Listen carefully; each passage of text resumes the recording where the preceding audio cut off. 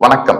ஆங்கில புத்தாண்டு 2026 சிறப்பு பலன்கள் அந்த வரிசையில 12 ராசிகளுக்கான பலன்களை பார்த்துட்டு வர இந்த நேரத்துல இன்றைக்கு நம்ம பார்க்க போவது மகர ராசி. ஆங்கில புத்தாண்டு 2026ல 2 பெரிய கிரக மாற்றங்கள் நடக்க போகுது. ஒன்று சனி பயிற்சி, மற்றொன்று குரு பயிற்சி. சனி பயிற்சியானது மார்ச் 6ஆம் தேதி வாக்கிய பஞ்சாங்கப்படி கும்பராசியிலிருந்து மீனராசிக்கு பெயரவிருக்கின்ற சனி பகவான். அதே மாதிரி ஜூன் 2ஆம் தேதி மிதுனத்திலிருந்து கடகத்திற்கு பெயரவிருக்கின்ற குரு பகவான். இந்த 2 பயிற்சியானது 12 ராசிகளுக்கு என்ன பலன் தரும் அந்த வரிசையில இன்றைக்கு மகரம். காலபுருஷ தத்துவத்துக்கு 10ஆம் வீடு கர்மஸ்தானம். 7.5 வருஷம், அதாவது வாக்கிய பஞ்சாங்கப்படி கும்பத்திலிருந்து மார்ச் 6ஆம் தேதி மீனத்திற்கு போகும்போது 7.5 சனியானது மகரத்திற்கு முடிய போகிறது. 7.5 வருஷம், கிட்டத்தட்ட 7.5 வருஷம். எனக்கு தனிப்பட்ட முறையில 12 ராசிகள்ல மகர ராசிக்கு தான் அதிகமான ஃபாலோவர்ஸ், சிம்ம ராசி மற்றும் மகர ராசிக்கு அதிகமான ஃபாலோவர்ஸ். கடந்த 7 ஆண்டு மகத்தான அந்த மகர ராசி மக்கள் எண்ணற்ற துன்பங்கள், கிட்டத்தட்ட பல லட்சக்கணக்கான மகர ராசி என்பவர்களுக்கு வேலையை இழந்து, உடைமையை இழந்து, உறவை இழந்து, உரிமையை இழந்தாச்சு. பல அவமானங்கள், சிண்டு வண்டெல்லாம் நம்ம மேல பேசுறது, இப்படி மனம் சுக்குநூறாக உடைந்து போன நிலைமையில எப்பவுமே நாம் பேசும்போது அது சுலபமா இருக்கும், கேட்கும் போது சுலபமா இருக்கும். ஆனால் கஷ்டப்படும் போது அந்த வலி என்பது அது சொல்லி மாளாதது. அப்படிப்பட்ட மகர ராசி என்பவர்களுக்கு 7.5 ஆண்டுகளுக்கு பிறகு நல்ல காலம் பிறந்தாச்சு. எப்படி பிறக்குது? 12 ராசிகள்ல நம்பர் 1 வர்ற ஆண்டு, அடுத்த 3 ஆண்டு 4 ஆண்டுக்கு நம்பர் 1 இடத்தை பிடிப்பது மகரம். எப்படி நம்பர் 1? பொதுவா உங்களுடைய பாதசனியானவர் 7.5 சனி முடிஞ்சு வாக்கிய பஞ்சாங்கப்படி மார்ச் 6 மிதுனத்துக்கு போறாரு. அப்படி மீனத்துக்கு போகும்போது அது மட்டும் இல்லாம சனி 7.5 சனி முடியறது மட்டும் இல்லாம ராசிநாதனான சனி பகவான் ராசிக்கு 3ஆம் இடத்தில் போய் உட்காருகிறார். இது அடுத்த மிகப்பெரிய கோல்டன் அட்வான்டேஜ். இந்த 3ஆம் இடத்திற்கு வரக்கூடிய சனி பகவானால் முதல்ல என்ன நடக்கும்? சனி போறது ரிலீஃப் மட்டுமா அப்படின்னா இல்ல, அத கூட சூப்பர் ப்ராக்ரஸும் நடக்கும். மிகப்பெரிய முன்னேற்றங்களும் அதிர்ஷ்டமும் திடீர் பணவரவும் மிகப்பெரிய மாற்றங்கள், வாழ்வியல் மாற்றங்கள் நடக்கும். ஒரு உதாரணத்துக்கு சொல்ல போனா, இதனால் வரை ஏதோ பாதசனியின் காரணமாக சனி கடைசி ஸ்டேஜஸ்ல இருந்தால் கூட அந்த தொட்டு தொட்டு தொட்டு தொட்டு கொட்டிக்கிட்டே தேல் கொட்டிக்கிட்டே இருக்க மாதிரி இருந்து வந்து முழுவதுமாக வாழ்க்கை மாறுகின்ற சூழ்நிலை. மார்ச் 6ஆம் தேதி வரை நீங்கள் பொறுத்திருக்க வேண்டும். 6க்கு பிறகு வாழ்க்கை மாறும். அதாவது உபதேசஸ்தானத்திற்கு போகக்கூடிய ராசிநாதன் இத்தனை வருஷமா எந்த முயற்சியை எடுத்தாலும் சரி வரல. 10 மணி நேரம் வேலை செய்ய வேண்டிய இடத்துல 14 மணி நேரம் வேலை செய்யறேன். ஆனா என்ன சரியாக வேலை செய்ய மாட்டேங்கிறாங்க. இனிமேல் எப்படி இருக்கும்னா, நீங்க 5 மணி நேரம் வேலை செய்யணும், நல்லா இருக்குப்பா, ஃபர்ஸ்ட் கிளாஸா ஒர்க் பண்ற, இதுதான் மாற்றம்.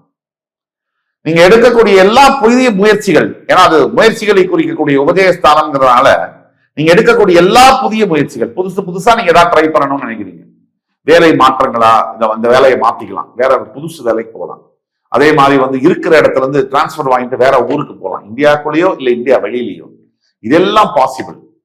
இளைய சகோதர சகோதரிகளினால் பெரிய அளவுல பெனிஃபிட். 3ங்கிறது இளைய சகோதர ஸ்தானம், அந்த குடிக்கிறதுனால.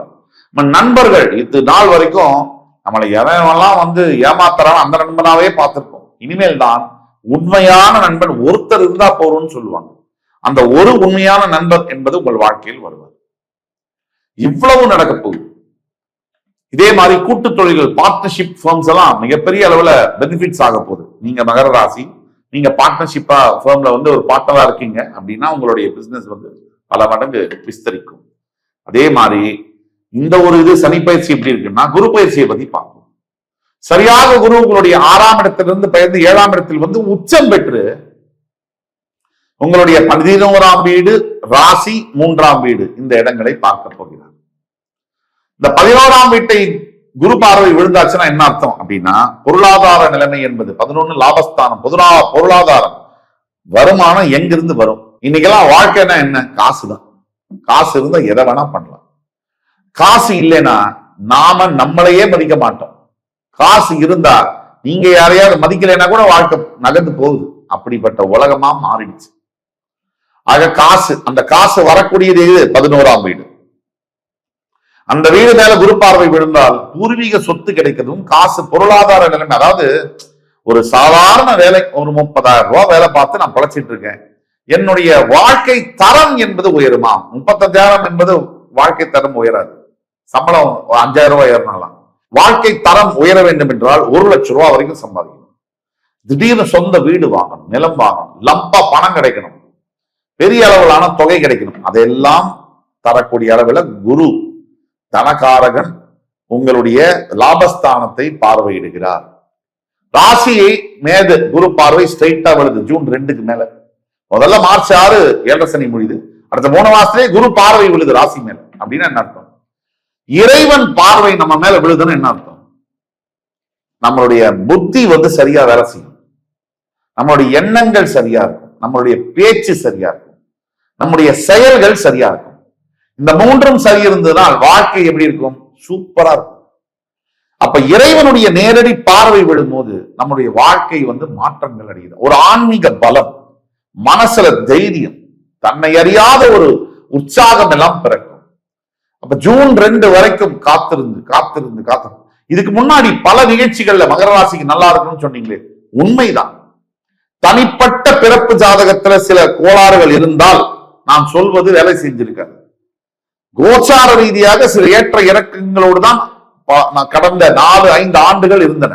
ஆனா இப்ப நம்ம சொல்லக்கூடியது, உங்க பிறப்பு ஜாதகத்துல மோசமா இருந்தா கூட கோச்சார ரீதியா எக்ஸ்ட்ரீம்லி ஸ்ட்ராங்கா இருக்கு, ரொம்ப ஸ்ட்ராங்கா இருக்கு.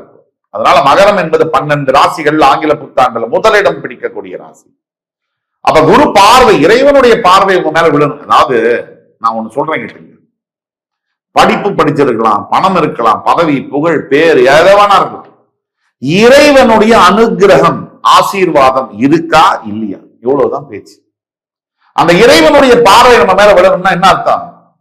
குரு பார்வை, தேவகுரு பிரகஸ்பதியினுடைய நேரடி பார்வை, சம சப்தம பார்வை. இறைவன் பார்வை நம்ம மேல விழுந்தா நம்ம யாரையாவது செய்ய போனோம், நம்ம பார்த்தாலே வழிவிட்டு நமக்கு என்ன செய்யணுமோ அதை அவங்களே செஞ்சு கொடுப்பாங்க. அதுதான் இறை பலம்.